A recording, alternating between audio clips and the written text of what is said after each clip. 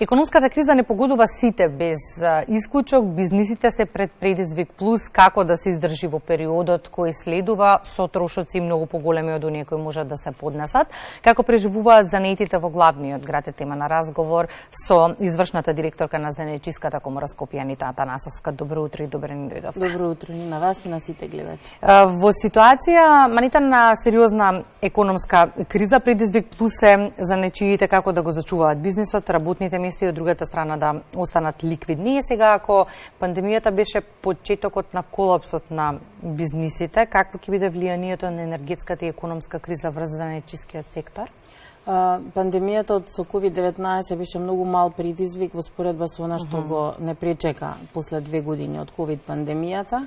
Ние мислевме дека многу потешко ќе се справиме воопшто со ситуацијата со ковидот, меѓутоа излезе дека енергетската криза е уште потежок предизвик за занаетчиите и воопшто за сите бизниси, затоа што се најдоа во ситуација да се мачат да ги одржат бизнисите ликвидни со оглед на тоа што пораснаа сите трошоци на работење, а нивната побарувачка на производите е се помала.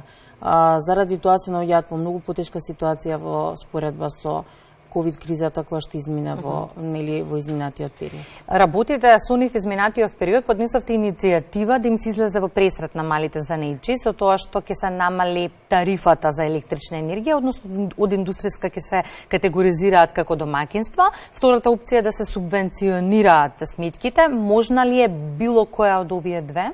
Точно, Занаетчиската комора Скопје во изминатиот период на неколку наврати поднесуваше иницијатива најпрвен да се стават во категорија на домаќинства од мали потрошувачи, затоа што навистина сметките до 3 пати им се зголемија во изминативе 3 месеци. Имам дојави на наши членки занаетчии кои што реагираат на високите сметки, особено во делот на производство на храна, како што се пекари, сладкари, па дури и фризерски салони имаат дуплирање, па и 3 пати поголеми сметки од изминатиот период, што е навистина за нив големо оптеретување. Кога ќе се стават на вага трошоците за работа, закупот, сметките за струја, вода, се останато и платите на вработените, навистина вагата оди многу надолу и бизнисот не може да го издржи овој товар.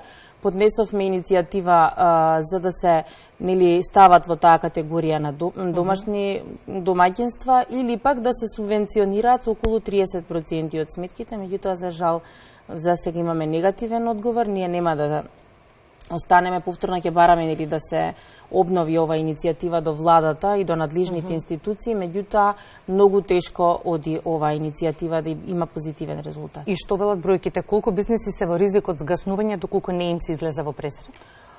Искрено мислам дека околу 20% од бизнисите, што мислам се членки во Занаетчиската комора Скопје, се на ризик на згаснување, можеби и до 30%, затоа што дневно понекогаш бришеме и до 5 бизниси, што нас не ни се случило во изминативе, можам да кажам слободно 10-15 години. Значи сме имале многу поголем број на регистрација отколку бришења, особено бришења по основ на пензионирање или заменување во странство. Меѓутоа сега причината за бришење, освен заменување во странство и пензионирање, е многу голем намален обем на работа и не може да обстане фирмата. И не можат голем дел од нив да ги платат сметките, оние кои макамачат некако да ги платат, мора да ја зголемат цената на своите услуги. Секако, да. И тука ние како клиенти негодуваме, но тоа е реалноста. Искрено имам информација од членките дека реакцијата на нивните клиенти е негативна, која ќе им се каже дека услугата е поскапена за одреден процент и тоа минимален во изминатиот период, иако требаше да се покачи уште повеќе со оглед на трошоците на работење, меѓутоа тие се приморани да ги покачат цените на услугите за да можат да опстанат. Има покачување како во фризерските и козметичките услови, така и во автомеханиката, градежништвото, секаде има покачување со одреден процент, исто така и во пекарството, сладкарството, затоа што ресурсите за работа, репроматеријалите, енергенсите се е покачено и тие мора да ги качат цените на производите. И комуницирате постојано со нив, што велат, што им е најнеопходно покрај изнаоѓање начин како да се платат сметките за електрична енергија? Каква се поддршка има потребна во моментот? Во моментот, освен субвенционирање на сметките, потребна има одреден период, барем во овие услови на енергетска криза, субвенционирање на придонеси, не на плати. Зборувам на придонеси и особено субвенционирање на придонеси на подолг период на старите занаети во изумирање, како што се крзнар, ковач, шапкар, папуџија и слично, сметаме иницијативата на комората беше на овие занаети воопшто да се ослободат од плаќање на задолжително здравствено социјално осигурување, односно месечните придонеси кои што задолжително треба да ги платат кон државата. Само на тој начин ќе задржиме дел од овие занаети да опстанат барем одреден временски период. Повеќе од 2,5 години занаетот живее во криза и сега прашањето е ако толку време се изнаоѓа начин како да им се помогне на занаечиите, како да се поттикнат младите да сакаат занает? Младите за да влезат во занаетчиството, особено во запишување на средните стручни училишта, неопходна е да се инициира една добра имидж кампања, која што ние започнавме во 2019 со подобрување на имиджот на занаетчиството, да видат младите дека тука има навистина добра екзистенција, затоа што верувајте дека има голем број на луѓе кои што завршуваат високо образование, се враќаат на обуките за доквалификација и преквалификација и продолжуваат да работат во занаетчиството. Зошто да се губи толку време од животот, да се завршува високо нешто што не сакаат да го работат и се враќаат назад после 30 или зборувам одредена година возраст, завршуваат некакви обуки за преквалификација и се враќаат назад или како вработен или како самовработено лице во занаетчиство. И што велат реалните податоци? Ако со пандемијата се вративме чекор на назад, со енергетска и економска криза дополнително уште 2. Колкав е временскиот период кој ќе биде потребен за занаетчиството да застане на здрави ноза?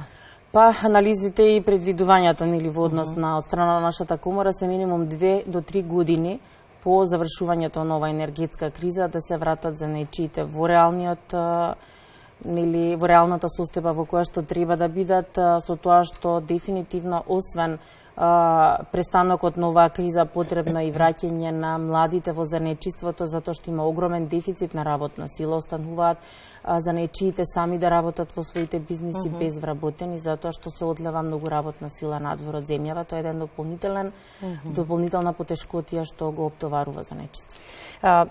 Што е неопходно за да се преживее зимата, Анита? А оваа последна криза не натера сите нас индивидуално да направиме различни преструктурирања во сите сегменти од општествениот живот. Какви се им се неопходни на занаетчиите во овој момент? Во овој момент во занаетчиството преструктурирања нема да има, освен да се помине нели оваа криза. Преструктурирања во делот на можеби само кај старите занаети да се обидат помладите занаетчии кои што вршат стари занаети да влезат во делот занает кој што е побаруван на пазарот на трудот. Такви преструктурирања со доквалификации затоа што навистина ковачите, шапкарите имаат многу намален обем на работа и морат да променат нешто во својот делот производствениот процес и во услугите што ги нудат за да можат да опстанат на пазарот. Кај другите занаетчии во делот на производството на храна, услужните дејности кои што се побарувани постојано, преструктурирање нема освен да се помине оваа криза нели која што не затекна подолг временски период.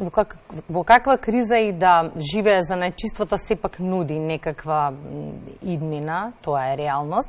Ги споминавме младите, има ли интерес? Вие постојано организирате некакви обуки за млади за занает или доквалификација, преквалификација.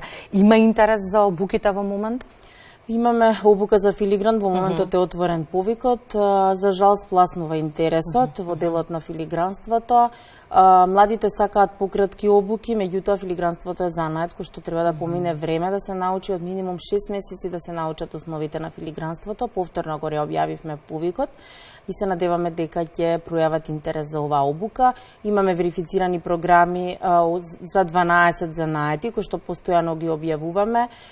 Има интерес, меѓутоа сакаат младите додат на пократки обуки, комората нуди подолги обуки затоа што навистина занаето треба да добро се подготви кандидатот, да научи вештини и компетенции за практично да може да работи како помошник во салон или во реален производствен процес. Се надевам дека во иднина младите полека и со самата имидж кампања која што ќе реализираме во наредниот период ќе сватат дека е занаетчиството иднината и дека мора во нели занаети каде што реално ќе ги прикажат вештините и компетенциите, каде што ќе работат со рака, да покажат знаења и ќе се најдат екзистенција на пазарот. И сусама некаде на крајот на разговорот, како овие млади занаетчии да ги задржиме во државата и тоа е сериозен предизвик. Секако, значи имаме млади луѓе кои што се обучуваат и си одат надвор или обуката ја бараат специјално за надвор од нашите граници во европските земји.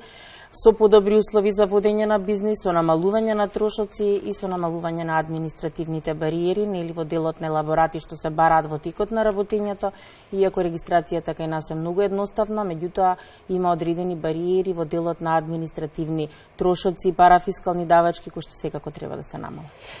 Немаме охрабрувачки прогнози за периодот кој што следува, но ќе се гледаме во месеците кои доаѓаат, ќе анализираме, дискутираме и бараме начини како да преживееме. Благодарам. Секако, ви благодарам. Гостувањето.